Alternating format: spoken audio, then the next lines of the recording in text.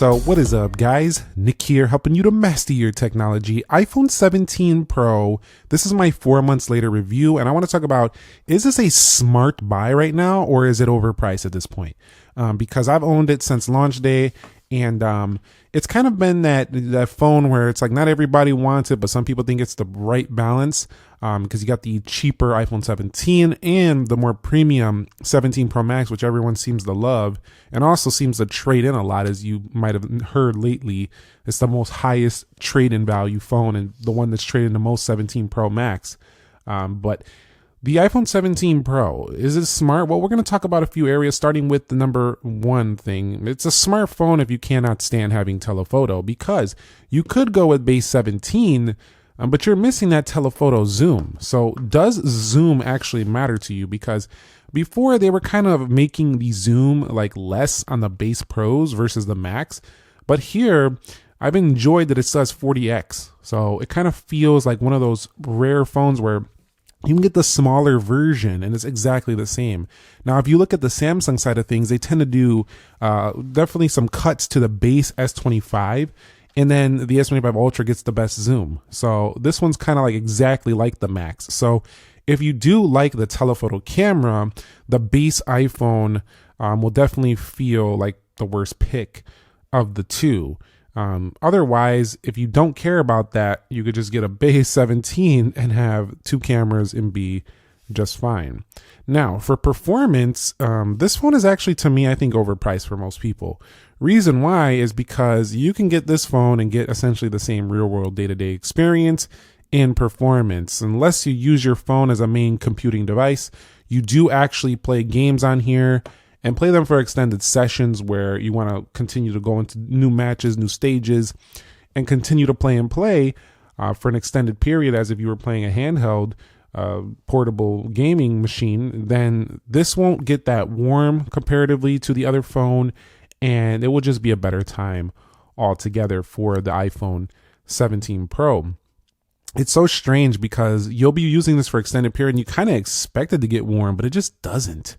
So it's a really good experience. It kind of reminds me of like MacBook Pros, where they're so efficient now, they don't really tend to get warm, or the fans don't really turn on unless you are, of course, pushing them to their maximum potential, which is pretty rare.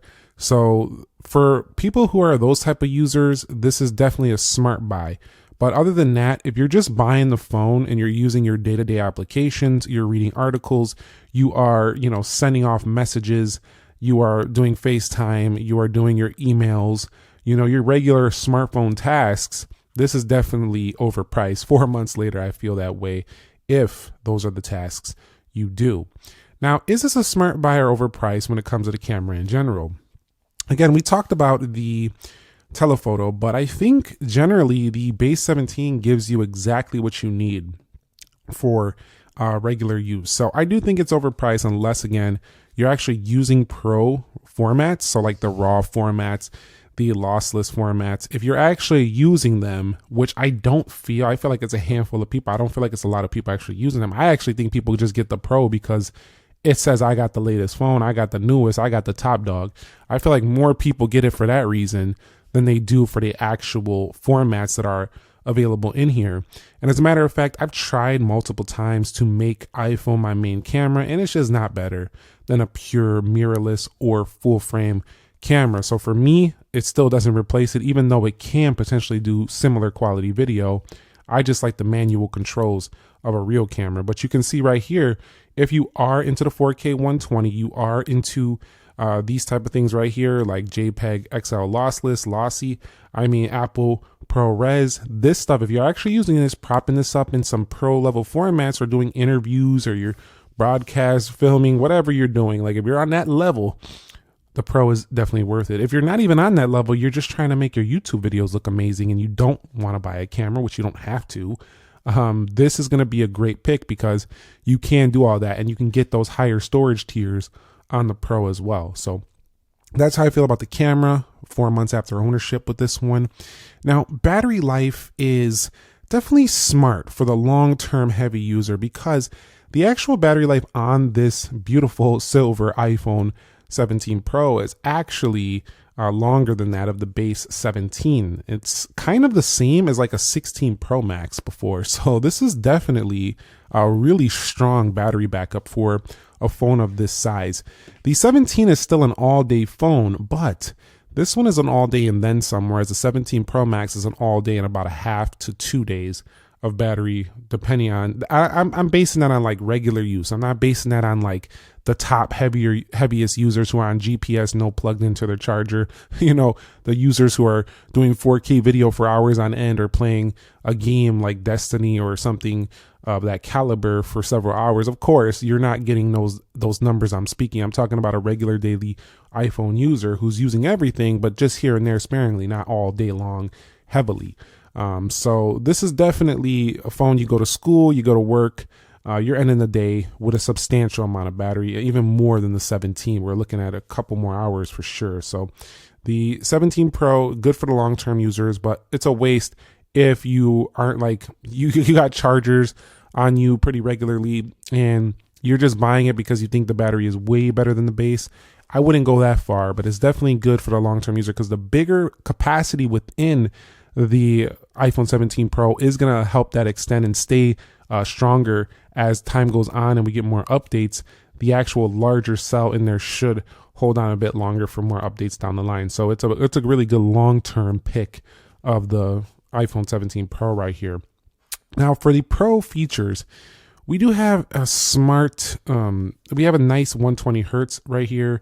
We do have ourselves, you know, the build quality that gives it that Pro level feel for sure. The two-tone design, the camera island over here, camera control. I mean, you get all the stuff that really makes this look and feel very Pro. And this, man, this silver is just gorgeous on this phone. Let's be real. Thumbs up if you agree with the silver is just gorgeous statement right there, because I tend to agree. But overpriced if you don't use features daily. I mean, you still get the 120 hertz on the base iPhone 17. So hold on, I gotta put my passcode in.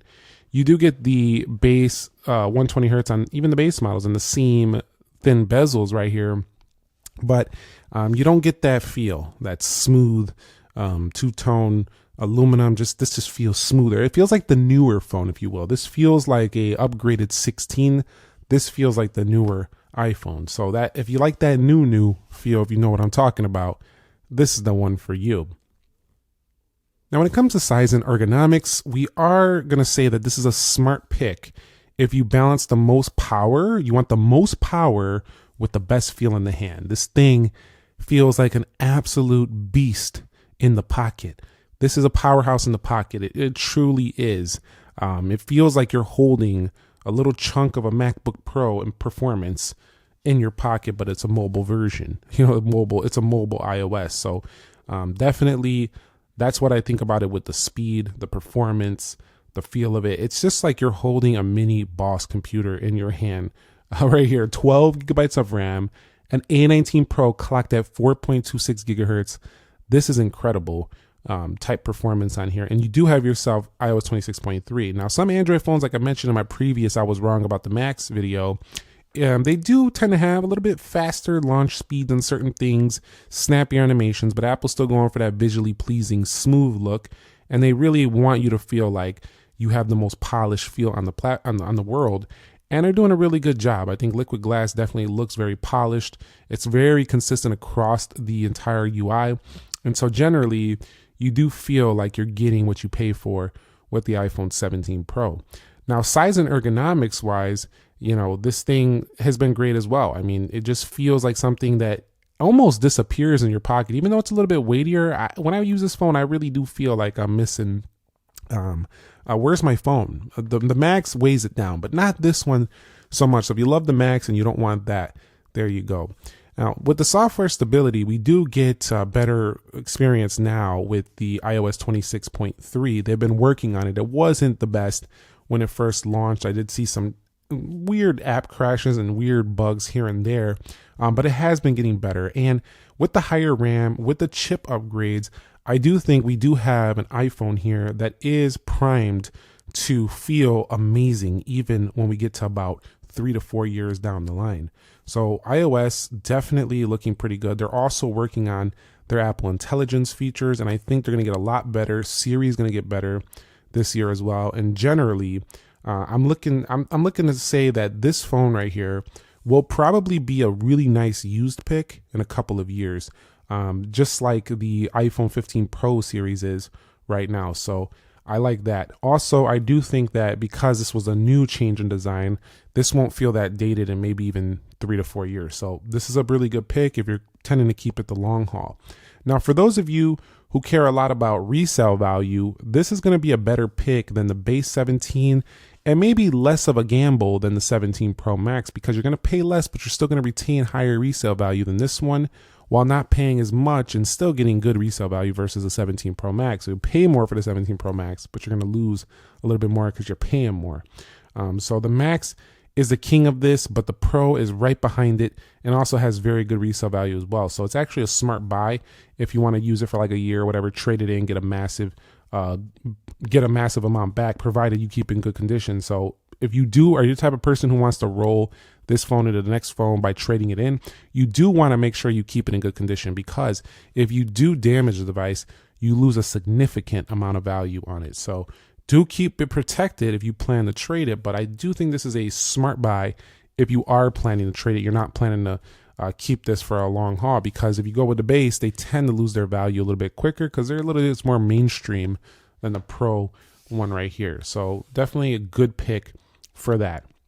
So who is this the smartest buy for? Well, I can tell you, after being an owner of this phone for about 4 months, I can tell you this is a very, very smart buy for content creators. Definitely, for sure. Power users, for heavy multitaskers, because it has the power to back it up.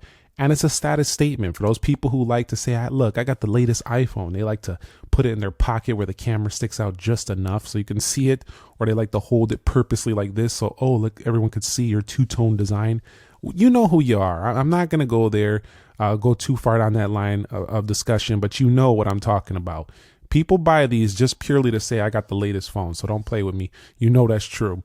And then if we talk about, who this is kind of like a waste for, it's a waste for anybody looking for the best value, because the best value can be had on the cheaper iPhone for sure. And it's seriously overpriced if you're not going to take advantage of the power that's inside of this phone, or you're not going to take advantage of the Pro cameras. If you value functionality and you care a lot about just regular, actual, real world practical use, and you're not a pro, and you don't care about the flex, this phone is probably a little bit overkill for you. But other than that, I think the Max is still better than this phone because it has better battery life. But this is better than the 17 and the Air, in my opinion, if you're willing to pay the extra cost for it, because you do get better resale, better battery, better camera. So it goes Max and then this one for me. For some people, this is number one in the 17 series because the Max is too big for them. So really, really good in-betweener right here in the lineup. And I think it's a smart buy for a lot of people, but also an overpriced buy for a lot as well. Let me know which camp you fall into on the iPhone 17 Pro. And if this video helped you kind of like finalize your decision, figuring out which sides you tend to lean towards, and you know now which iPhone you want to pick, let us know down below in the comments. Thumbs up if you enjoyed it. Subscribe if you haven't already. And I will catch you all in the very next video. Comparison, speed test, you know the drill. Be sure to be well, and peace.